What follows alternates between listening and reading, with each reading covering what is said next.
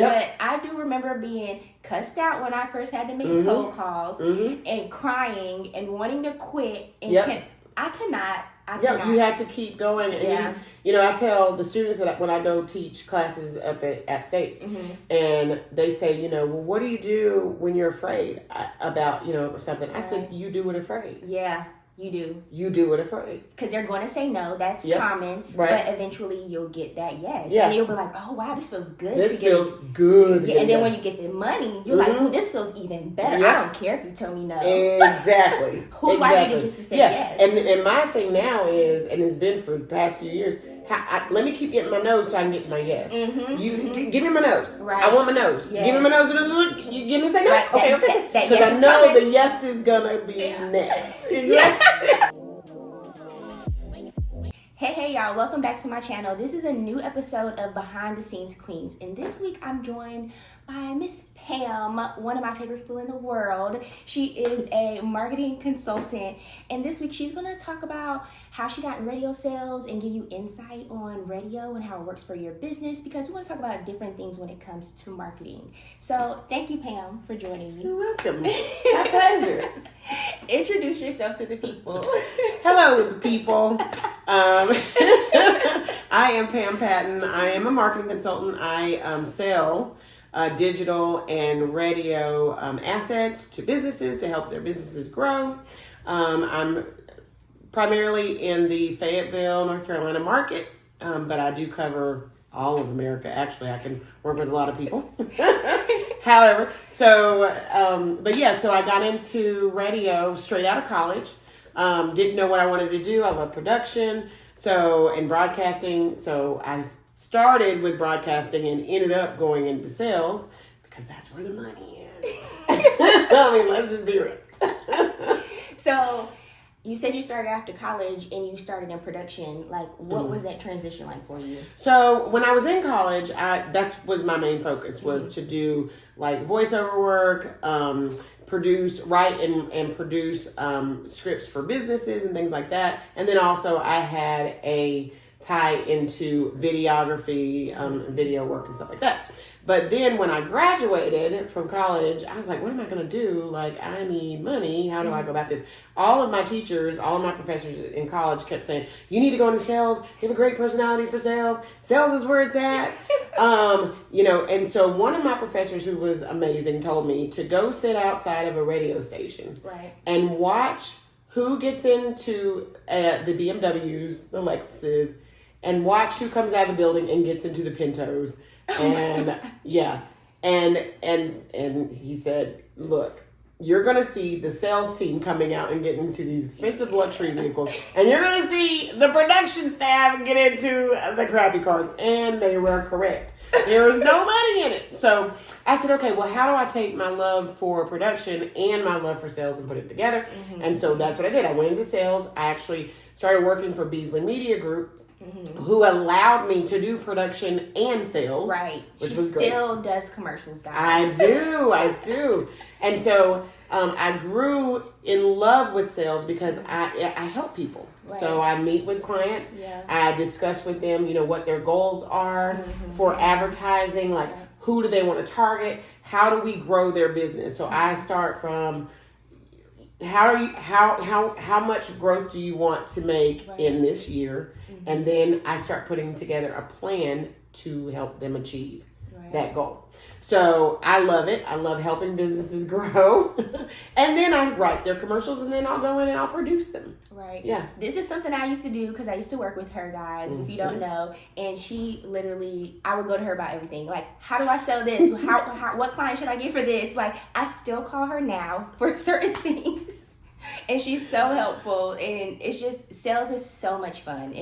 It really challenges you, and doing the production is really fun. Like getting up there, being able to record the commercials, and then hearing yourself on the radio, and clients recognizing your voice, people recognizing your voice and calling you and be like, is that you on the radio? I get phone calls all the time. All the time. Was that you in that commercial? Yes. Right. You know my voice. Right.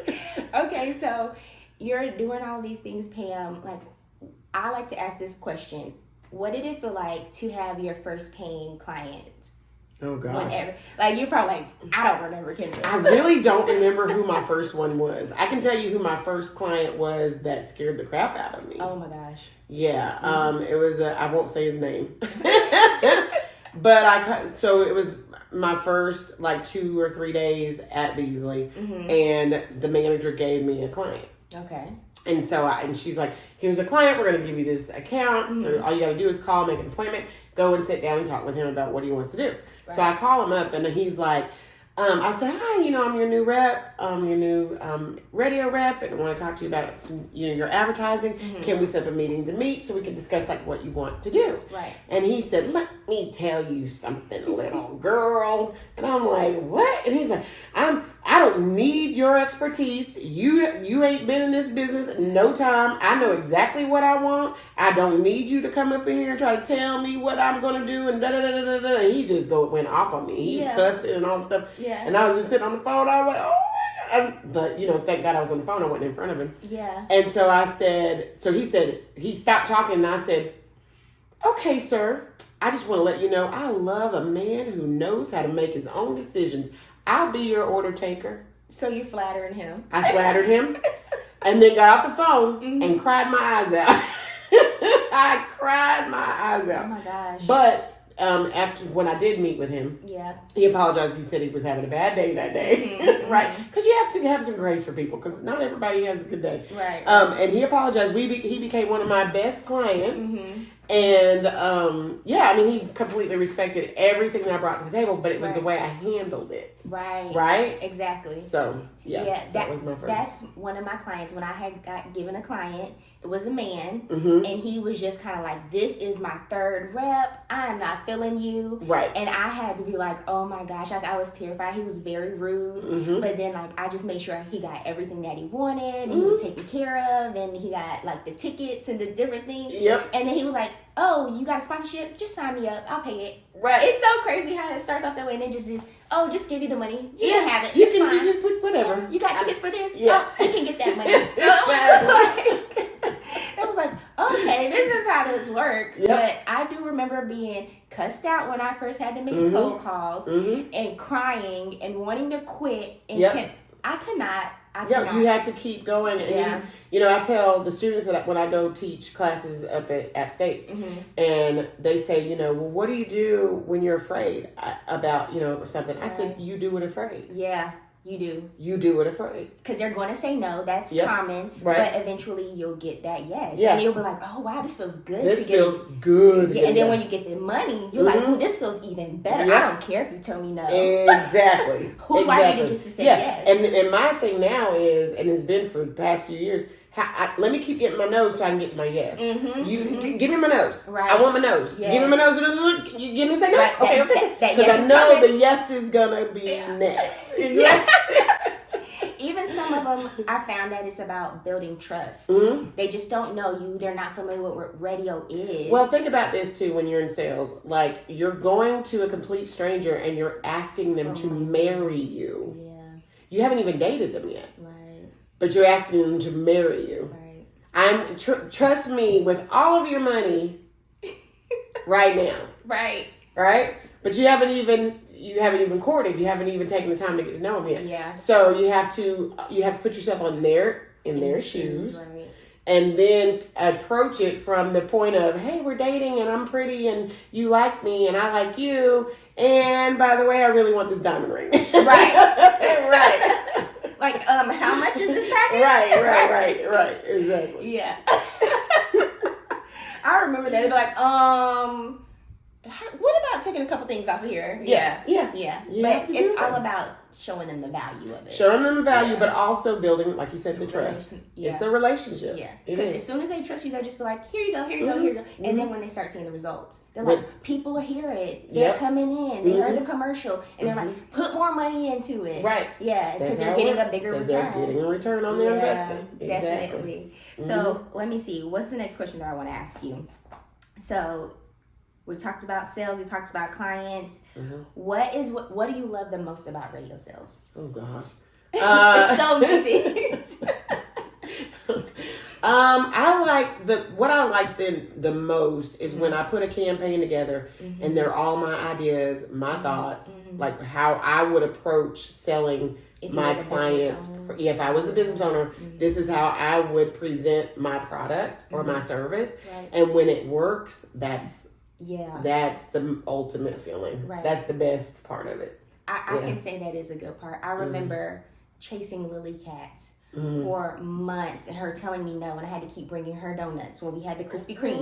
Right. And she finally was like, I'm going to show up and see what you're talking about. And then when she signed on and I made that crazy Lily Cats jingle, that was like the lollipop song. Right. But she was like, my students hear it. And, you know, just having her call me and be like, this is working. And that's literally why I love marketing and knowing the power of it and seeing it transform a business. It's amazing. It's a great feeling. I think that's the best part. Yeah.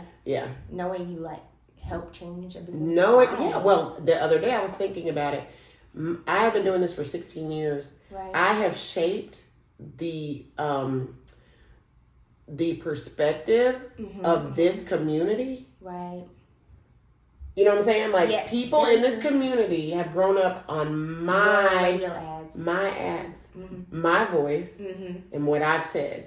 Super what I say. say. Alone. I remember that being younger. I was even working at the radio station. I remember that commercial and how they start location, just from radio. Just from radio, yeah.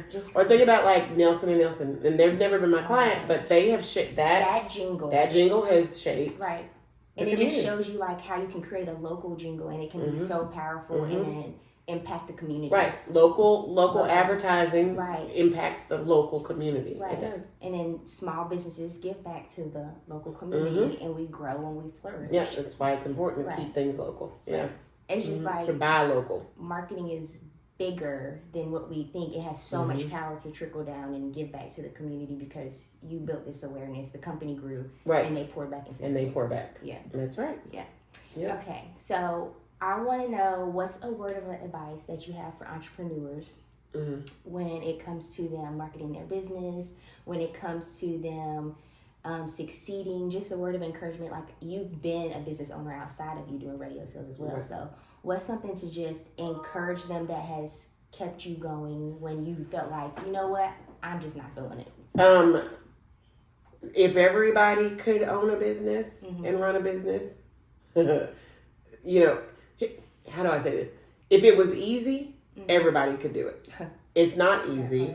And when it's not easy, you still got to keep going. And just keep going. Because just like we said with the no's, the yes does come and the success will come if you keep working your business. You just got to keep working it. Don't just know every day, put something in, seed your business, right? So put seed into your business and eventually time happens and then a harvest comes. So don't give up, just keep working it. Right. That's like similar to us doing sales. Like we know that if we put in this work, it will get that effect from the 3 months of work that we put in. It will show up. Because everything that we do, everything I do today affects me 3 months from now. Right. So and that's any business if you really think about it. Yeah. Whatever you're putting into your business today, 3 months from now you'll get a harvest from it. Right. So always be seeding. Constantly put something into your business, no matter what it is. Right. And then the other thing I would say, not encouragement, but advice, never, ever, ever stop advertising. Oh gosh, no. Never. See, that's I have watched businesses close because when they get into a hot seat and the money's tight, they'll pull their advertising. But that's the only thing that's pushing their name out there to get people to come. And so because if you stop seeding, your harvest stops growing. You don't have a harvest at some point. Right? So always have an advertising budget. Always. I agree completely. It's like when you get a loan from a bank, you have to have some kind of advertising budget to show them how you're going to give them their money back and how you're going to get clients in. But that literally is the first thing that they cut, because I remember you'll see a business open up here one day and they were closed within a month or two because they never poured into advertising at all. Yeah, I've watched so many businesses close. Yeah. And that's why I got into marketing, because it's like you need to learn how to articulate your value to people and let them know how you can solve their problems. Because if not, they're not going to know who you are. They're not just going to walk through the doors. You can have the best widget in the world, but if people don't know about it, what's the point? The most beautiful storefront, fancy sign lit up, and you're not even sharing the word with anybody, and you're just gonna close down and waste all that money. Yep, and you have to think about it too. Every day we're bombarded with about 1,500 messages individually. From the moment we get up and we use our Dove soap to our Colgate toothpaste, we get on Facebook. We're being bombarded with messages. So because everybody's vying for our attention, you have to vie for our attention too. Because we're being pulled in all kinds of directions. So if you're not staying in front of our faces, and if you're not staying in front of your audiences or your target's face on a consistent basis, they will forget about you. Right. So true. And you gotta think, like, McDonald's still advertises, Coca-Cola still advertises. Yeah. These are like billion-dollar companies. Billion-dollar companies, been around for hundreds of years. And they still advertise daily. So that tells you something. And creating new campaigns. So it's like, what gives you the right to feel like you can't do it? You need to be doing it. You need to be doing it. Yep. You want to grow, that's how you do it. Okay, guys. Thank you for watching another episode of Behind the Scenes Queens. And thank Miss Pam for joining me. Tell the people how they can connect with you, Pam. Oh my. Well, you can go to my website, which is ppmarketingconsultant.com, and you can find out all about all the services and products that I offer. You can also find me on social media at PP Marketing Consultant. You can find her on LinkedIn too. LinkedIn. I don't check it that often. I need to. But yeah, I'm the worst. I will have all of that in the show notes for you guys. I want to thank you for watching again, and then make sure you subscribe to my channel. As always, I will see you next time. Bye, guys.